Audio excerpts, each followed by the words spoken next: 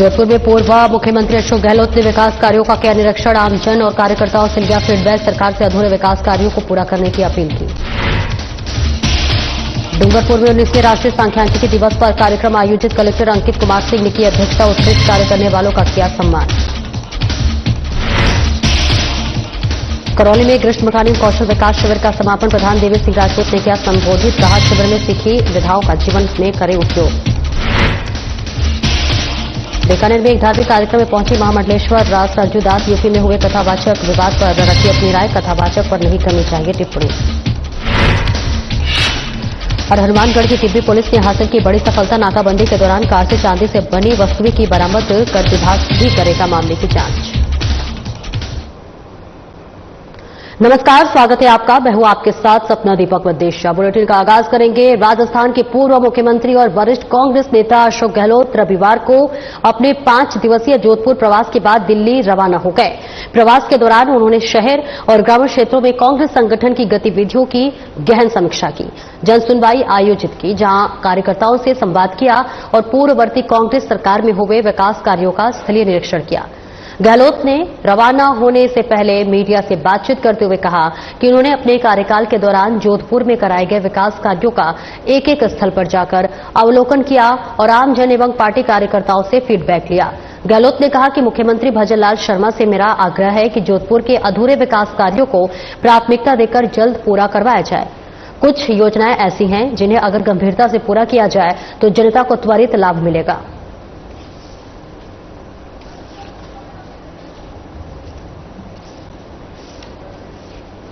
तो देखिए, पूर्व मुख्यमंत्री अशोक गहलोत दिल्ली के लिए रवाना हो चुके हैं, लेकिन उससे पहले विकास कार्यों का उन्होंने इसलिए निरीक्षण किया। आमजन और कार्यकर्ताओं से भी उन्होंने फीडबैक लिया। पूर्व दिनों में किए गए कांग्रेस की तरफ से जो भी कार्य हैं सबके इसलिए निरीक्षण करते हुए पूर्व मुख्यमंत्री अशोक गहलोत नजर आए। राजस्थान के पूर्व मुख्यमंत्री और वरिष्ठ कांग्रेस नेता अशोक गहलोत कल यानी कि रविवार को अपने 5 दिवसीय जोधपुर प्रवास के बाद दिल्ली रवाना हो गए और प्रवास के दौरान उन्होंने शहर और ग्रामीण क्षेत्रों में कांग्रेस संगठन की गतिविधियों की गहन समीक्षा की और इसी के साथ जनसुनवाई भी आयोजित की।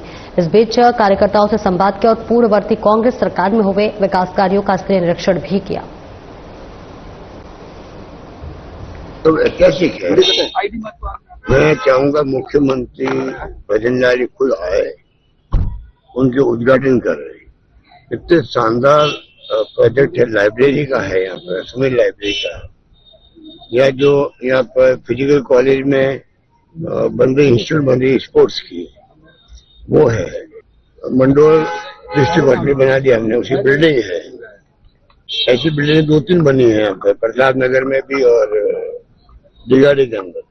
ठीक है, ऐसे प्रोजेक्ट जो पूरे हो चुके हैं करीब करीब, या थोड़ा बहुत अड़चन आ रही है, उनको पूरा करवा के अगर मुख्यमंत्री खुद आके उद्घाटन करेंगे तो उनको खुद को सुकून मिलेगा। इतना मैं कह सकता। इतनी शानदार बिल्डिंग बनी है, इतनी शानदार काम हुआ है, अब बिल्डिंग बन गई है। अब उन्हें लाइब्रेरी में किताबें तो सरकार देगी, तो पहले की किताबें हैं 90,000 या जो समथिंग है, तो उसके अलावा भी कोई जरूरत होगी तो वो देंगे। तो कहने का मतलब सरकार को चाहिए फिनिशिंग टच करना, खाली उनको कुछ नहीं करना। मेडिकल कॉलेज का मैंने देखा जाकर के, ये राजस्थान में पहली इंस्टीट्यूट बन गई है, लगभग मैंने 100 करोड़ रुपए दिए थे, शानदार बन गई है। अब उसके बाद में 1-2 करोड़ रुपए हैं और लगने हैं। वो मांग रहे हैं स्पोर्ट इंस्टीट्यूट वाले, जो मिस्टर राणावत है, कि मेरे पास पैसा है, खाली खर्च करने की परमिशन चाहिए मुझे। वो परमिशन नहीं मिल रही उनको, तो 2 करोड़ 2.5 करोड़ के काम बच गए हैं 100 करोड़ में। पैसा उनके पास है, आप परमिशन दे नहीं रहे हो। ये जो इस प्रकार के अपने पिन फिक्स कर रखे हैं, अटका रखे हैं, ये सरकार के हित में भी नहीं है। सरकार बदनाम होगी पूरी तरह से कि 100 करोड़ लग गए हैं, इंस्टीट्यूट शुरू नहीं हो रही है। तो कोचेज आएंगे, 1000 स्पोर्ट्स मैन वहां पे उसमें भाग लेंगे। 500 का वहां बन गया हॉस्टल, शानदार। अभी जो जनरल स्थिति आप देखोगे हॉस्टलों को, तो हमें मतलब संकोच होगा, शर्म आएगी कि बच्चे कैसे रह रहे हैं। पहले था नहीं बिल्डिंग, अब हमने नहीं बना दी हॉस्टल। 500 बच्चों का हॉस्टल बन गया, लड़कियों का, लड़कों का, लड़कियों का। अब सरकार को चाहिए, काम कौन करेगा? तो मैंने देखा है, बहुत ही जाकर खुद ने देखा है, सरकार को मुख्यमंत्री को चाहिए इस पे ध्यान दे सरकार का पैसा खर्च हुआ, मेरा पैसा तो था नहीं कोई व्यक्तिगत। फिनटेक इंस्टीट्यूट बन रही है, पहले यूनिवर्सिटी बना रहे थे हम लोग, पता नहीं वो क्या करेंगे। शानदार बिल्डिंग बनी, 500 करोड़ लगे होंगे वहां पर, वो पड़ी नहीं, क्या कैसे काम चलेगा। मेडिकल यूनिवर्सिटी मारवाड़ की, इत्यादि काम हुआ है, देख के हमें काम चल भी रहा वहां पे, और गति दे काम को, बढ़ाए काम को, तब जाके उसका फायदा मिलेगा। कहने का मतलब है कि इतने शानदार प्रोजेक्ट जो हमारे वक्त में आए थे लगभग पूरे हो चुके हैं, और 1.5 साल में जो गति धीमी कर दी, उस कारण से अभी तक वो पूरे हुए नहीं। और आज स्थिति ये बन गई कि अगर ये 2-4 महीने में काम पूरे करके मुख्यमंत्री जी खुद पधारे जोधपुर के अंदर, जोधपुर वासियों को अच्छा लगेगा। ये मुख्यमंत्री खुद आके उनका उद्घाटन कर रहे हैं, उनको खुद को सुकून मिलेगा, उनको प्रेरणा मिलेगी कि जोधपुर में जो काम हुए हैं मेरे काम में राजस्थान में और जगह करो। डूंगरपुर जिला कलेक्टर अंकित कुमार सिंह की अध्यक्षता में रविवार को 19वां राष्ट्रीय सांख्यिकी दिवस 75 years of national sample survey की थीम पर मनाया गया। आपको बताते चले कि राष्ट्रीय सांख्यिकी दिवस का शुभारंभ जिला कलेक्टर ने दीप प्रज्वलित कर किया। कार्यक्रम में बतौर विशिष्ट अतिथि जिला कलेक्टर दिनेश चंद्र धाकड़ और मुख्य कार्यकारी अधिकारी हनुमान सिंह राठौर मौजूद रहे। इस बीच कार्यक्रम में आर्थिक और सांख्यिकी विभाग के उप निदेशक अमित शर्मा की ओर से सभी अतिथियों को लकी पौधा देकर अभिनंदन किया गया और स्वागत उद्बोधन से राष्ट्रीय सांख्यिकी दिवस मनाए जाने के उद्देश्य पर प्रकाश डाला। कार्यक्रम में विभाग के कार्यक्रमों की जानकारी सहायक सांख्यिकी अधिकारी शांतिलाल डामोर ने दी।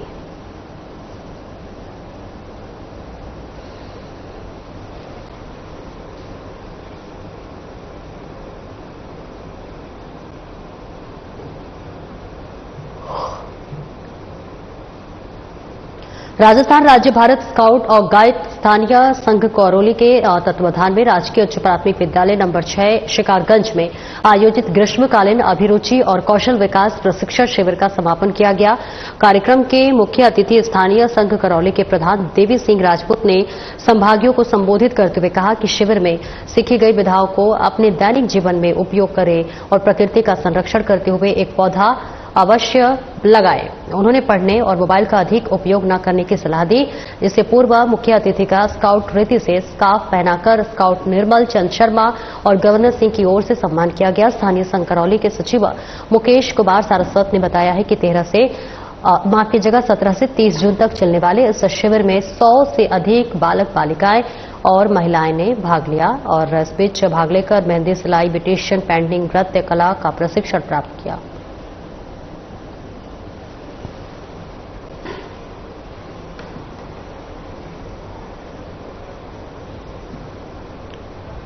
बीकानेर में एक धार्मिक कार्यक्रम में राष्ट्रीय संत और महामंडलेश्वर सरजू दास महाराज ने यूपी में हुए कथावाचक विवाद पर अपनी बेबाक राय रखी। उन्होंने कहा कि ब्राह्मण देव इस कथा को पढ़ते हैं और उस परंपरा को हमें निभाना चाहिए, लेकिन मैं ये नहीं कहता कि कौन कथा करता है कौन नहीं करता, लेकिन वेद का अपमान नहीं होना चाहिए और वेद का सम्मान सभी को करना चाहिए। हमें जाति पाति में नहीं जाकर राजनीति नहीं करनी चाहिए, क्योंकि धर्म राजनीति का विषय नहीं है। धर्म सभी को रास्ता दिखाता है, धर्म एक राष्ट्र को बनाता है। आप हर बात में राजनीति नहीं करें। यदि किसी ने कथावाचक का अपमान किया है तो उसे समझना चाहिए, लेकिन राजनीति नहीं करनी चाहिए। भारत की भूमि संस्कृति और संस्कार की भूमि है, इस पर कोई टिप्पणी नहीं होनी चाहिए।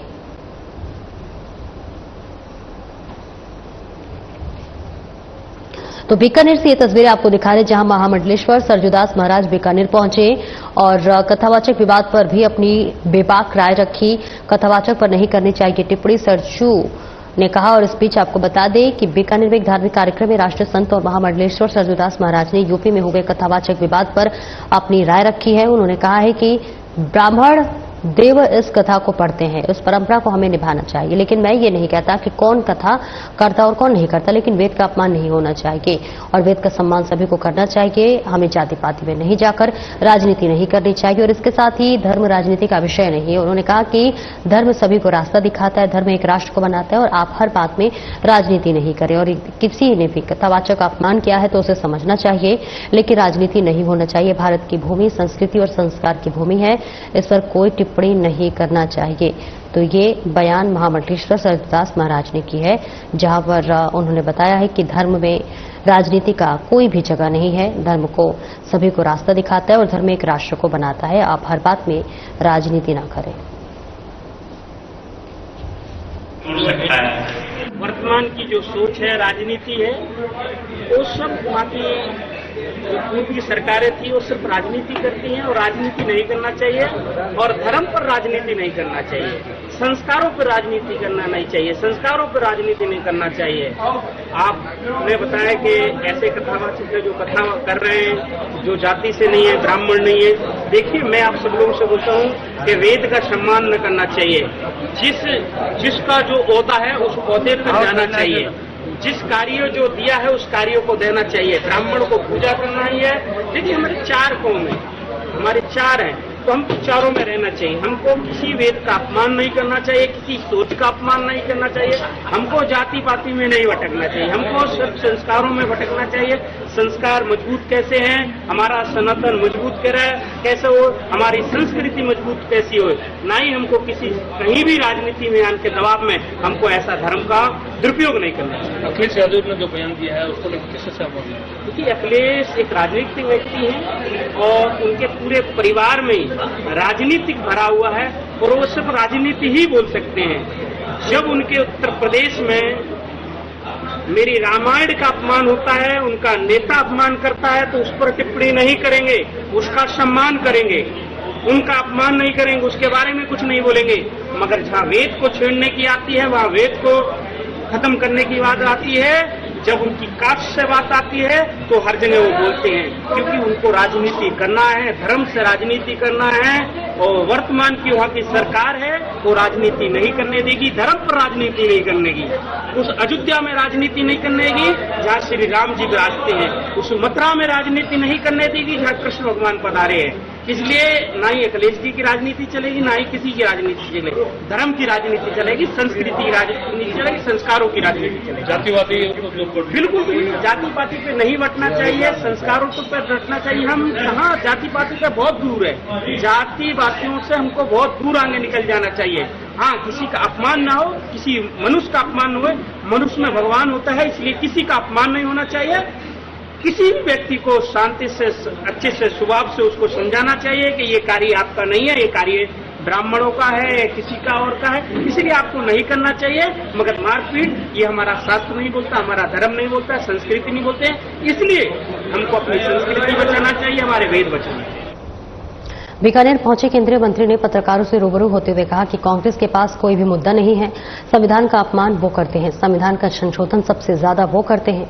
कांग्रेस का उत्तरी राज्यों में इंदिरा जी के समय अधिवेशन हुआ, जिसमें प्रस्ताव पास होता है कि अगर सुप्रीम कोर्ट के सरकार का कहना नहीं मानते हैं तो पूरा संविधान की बदल डालो। उन्होंने कहा कि कांग्रेस संविधान का पाठ हमें पढ़ा रही है। संविधान को नरेंद्र मोदी ने 2019 में शपथ लेते हुए नमन किया, फिर भी उन पर संविधान को तोड़ने का आरोप लगा रहे हैं। वहीं उन्होंने राहुल गांधी के आरोप को नकारते हुए उन्होंने कहा कि बीजेपी के कार्यकाल में 25 करोड़ गरीब गरीबी रेखा से बाहर आ गए और आज गरीबों को मकान, फ्री गैस, अनाज, मकान मिला।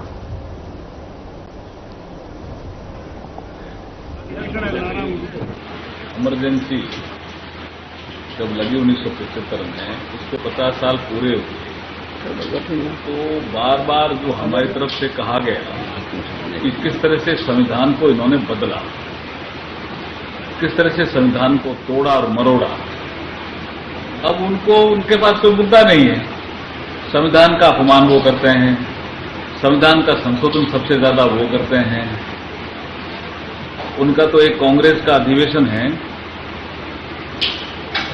उत्तरी राज्यों में है एक जगह अधिवेशन इंदिरा जी के समय, जिस समय एक प्रस्ताव पास होता है कि अगर सुप्रीम कोर्ट, हाई कोर्ट अगर सरकार का कहना नहीं मानती हो तो पूरा ही संविधान बदल डालो, पूरा ही बदल डालो। ये कांग्रेस हमें पाठ पढ़ा रही। जो संविधान का सम्मान नरेंद्र मोदी जी करते हैं अपने जीवन काल में, कैसे आप देख सकते हैं कि जब वो मुख्यमंत्री थे तब तो वो प्रधानमंत्री भी नहीं थे। संविधान को लागू हुए 60 साल, तो गुजरात में एक उन्होंने संविधान शोभा यात्रा निकाली, हाथी पे संविधान को रखा, खुद पैदल पैदल चले। उसके बाद जब प्रधानमंत्री बने इस देश के 2014 में, तो सबसे पहले जब संसद आए तो संसद को झुक करके नमन किया। 2019 में संविधान को नमन किया शपथ लेने से पहले। ऐसे प्रधानमंत्री पे आप आरोप लगाओगे कि आप संविधान का अपमान कर रहे हो। संविधान का अपमान तो आपने किया, इतिहास में दर्ज है। उसके रिएक्शन में या जो उन्होंने पाप किया संविधान को तोड़ने मरोड़ने का, उन्होंने धोने के लिए, उस पाप को धोने के लिए संविधान बचाओ यात्रा निकाल रहे। जनता समझ चुकी है, जनता कांग्रेस के बहकावों में नहीं आने वाली। राहुल गांधी कह रहे हैं जो भाजपा जो अभी पॉलिसी लेके आई है इससे गरीबों को गुलाम बनाया जा रहा है। जितने गरीब सक्षम हुए हैं तभी तो 25 करोड़ गरीब गरीबी रेखा से बाहर आए हैं। आपके पीरियड में तो नहीं आए। गरीबों को मकान मिला, गरीबों को बिजली का कनेक्शन मिला, गरीबों को गैस मिली, गरीबों को फ्री अनाज मिला। तो ये तो सब गरीबों को ही मिल रहे हैं ना, उनको क्या पता अनाज मिल रहा है। वो उन्होंने गरीबी देखी नहीं ना, वो तो अमीर घराने में पैदा हुए ना। आरएलपी प्रमुख और सांसद हनुमान बेनीवाल ने जोधपुर दौरे के दौरान अखिल भारतीय आयुर्विज्ञान संस्थान यानी जोधपुर एम्स की गवर्निंग बॉडी की बैठक में भाग लिया। इस मीटिंग में उन्होंने वर्ष 2020 से 2023 के बीच हुए प्रशासनिक भ्रष्टाचार और अनियमितताओं को लेकर गंभीर आपत्ति जताई और निष्पक्ष जांच की मांग रखी। बेनीवाल ने कहा कि एम्स जोधपुर एशिया का दूसरा सबसे बड़ा संस्थान है, लेकिन यहां चिकित्सा संसाधनों पदोन्नति, भर्ती और अव्यवस्थाओं में व्यापक अनियमितता रखी गई है। उन्होंने कोविड काल में मुख्य मास्क, सैनिटाइजर और अन्य चिकित्सा उपकरणों का खरीद में कथित घोटालों की भी जांच की मांग उठाई। साथ ही उन्होंने दोषियों की पहचान कर उनके खिलाफ सख्त कार्रवाई करने की मांग की है। और ऐसे में आपको बताते चले कि बेनीवाल ने जताया है कि यदि इन मामलों में निष्पक्ष जांच नहीं हुई तो वे आगामी संसदीय सत्र में इसे लोकसभा में पुरजोर तरीके से उठाएंगे।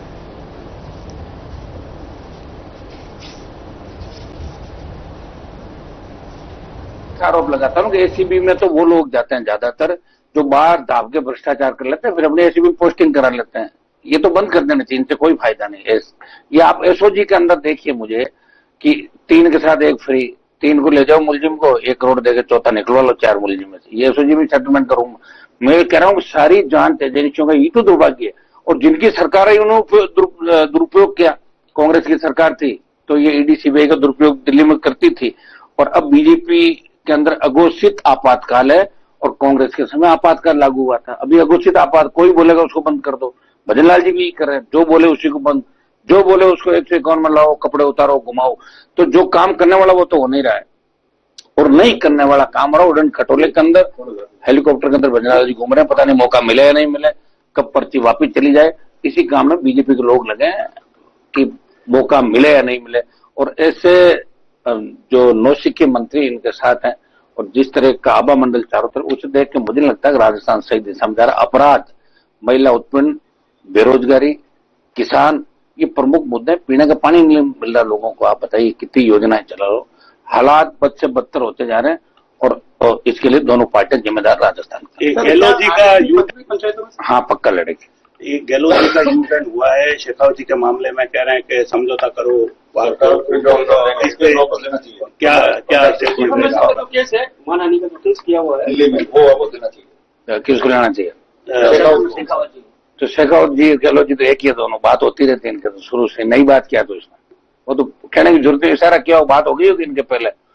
इन्होंने शेखावत जी को पुलिस भेजी थी उस समय जब सरकार गिर रही थी, तो इन्होंने यहाँ रेडें कराई थी। वो तो सब आपस में मिला जुले का मामला, सारा मिला हुआ राजस्थान में, चिंता नहीं करा। सर जब संविधान बचाओ रैली की जा रही है, किस चीज का संविधान? संविधान तो बचा हुआ, ले कौन जा रहा संविधान को? कहाँ ले जा रहे हैं संविधान को, बताओ मुझे। संविधान को कोई लेके भाग रहा है क्या?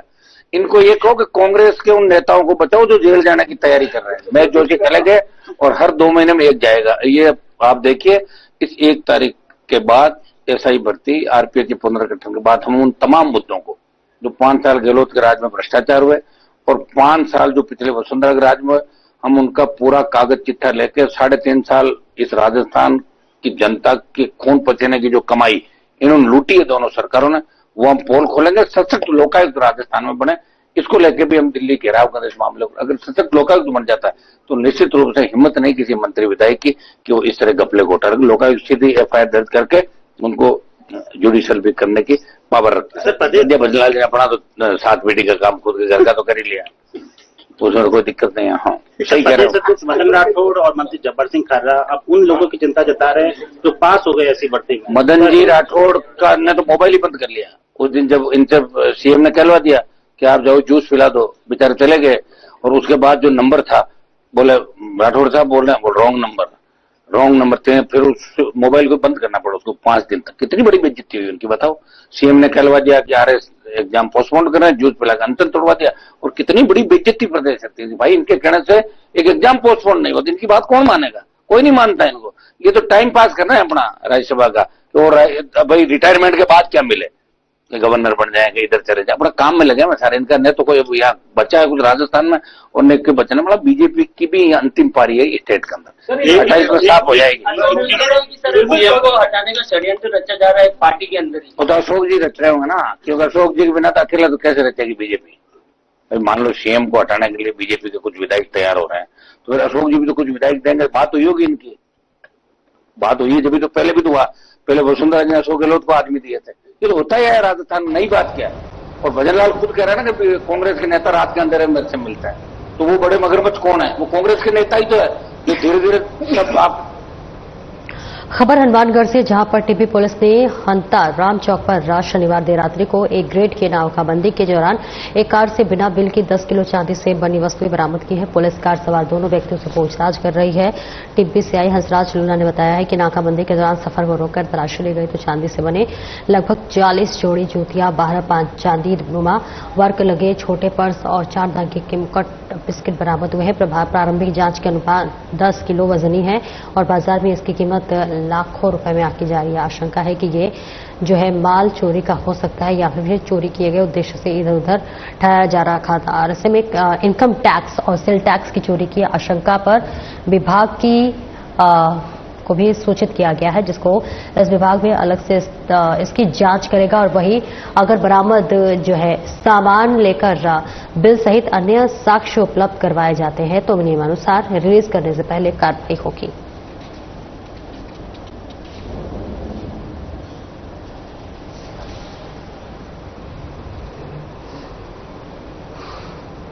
हनुमानगढ़ में जो है टाउन पुलिस ने रविवार को अवैध पिस्तौल सहित एक व्यक्ति को गिरफ्तार किया है। इस संबंध में आर्म्स एक्ट के तहत मुकदमा दर्ज किया गया है। पुलिस के अनुसार नरेंद्र सिंह और कालू को देवी पिस्तौल सहित गिरफ्तार किया गया है। तो वही आरोपी की बात कर ले तो यहां पर पूछताछ जारी है। कार्रवाई में हेड कांस्टेबल जसपाल सिंह और कांस्टेबल राकेश कुमार की विशेष भूमिका रही।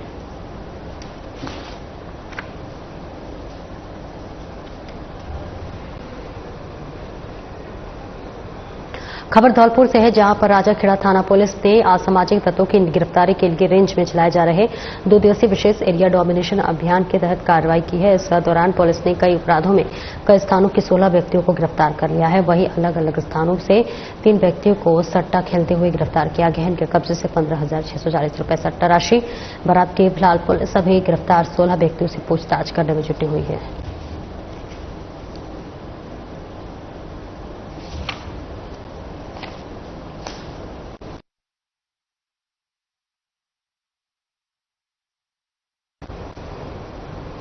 भरतपुर जिले में मिट्टी की ढाई गिरने से एक ही परिवार के 4 लोगों की मौत हो गई है। वे सभी फतेहपुर सिकड़ी थाना क्षेत्र के गांव उत्तू के निवासी थे और पीली मिट्टी लेने गए हुए थे। हादसा लंगदा थानी नागला जग्गी के पास हुआ, जहां पर मिट्टी की ढाई गिरने से दब गए और वे हादसे से गांव में गमगीन माहौल है और चारों तरफ सन्नाटा पसरा हुआ है।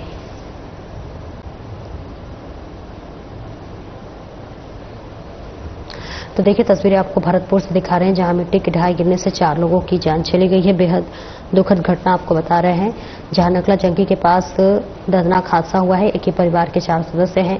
अब हादसे के बाद गांव में सन्नाटा पसरा हुआ है। अंतिम संस्कार कर दिया गया है। फिलहाल ये तस्वीरें आपको दिखा रहे हैं, जहां पर पीली मिट्टी लेने गए 4 व्यक्तियों की मौत हो गई है। भरतपुर जिले की मिट्टी में ढाई की गिरने से एक ही परिवार के 4 लोगों की मौत हो गई। वे सभी फतेहपुर सिकरी थाना क्षेत्र के गांव उत्तू के निवासी थे और चूल्हा बनाने के लिए पीली मिट्टी लेने गए थे। हादसा नाला नगली के पास हुआ, जहां मिट्टी की ढाई गिरने से ये दब गए और इस हादसे में गांव में गमगीन माहौल और चारों तरफ सन्नाटा पसरा हुआ है। फिलहाल मृतकों के अंतिम संस्कार कर दिए गए हैं। तो भरतपुर से ये सीधी तस्वीरें आपको दिखा रहे हैं, जहां मिट्टी की ढाई गिरने से 4 लोगों की मौत हो गई है। पूरे गांव में इस पूरी घटना को लेकर सन्नाटा छाया हुआ है। नकला जंगी के पास का ये पूरा मामला आपको बता रहे हैं, जहां ये घटना घटी है।